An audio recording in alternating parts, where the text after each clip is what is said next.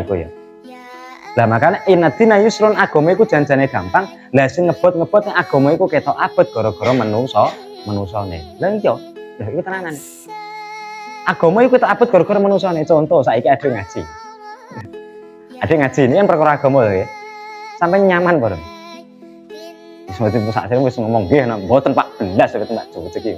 Lah iku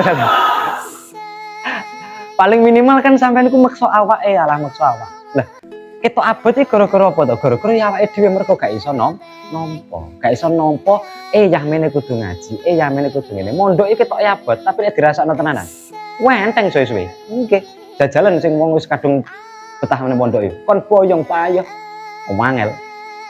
Mentolo godakane digawa mulih. Lah iya. Tapi nek awal-awal ya abot ngoten. Lah makane agama iku janjane enteng, sing garakno abot iku manusa. Lah contoh, wong iku nek iso urip iku kudu ngkehno salat sunah.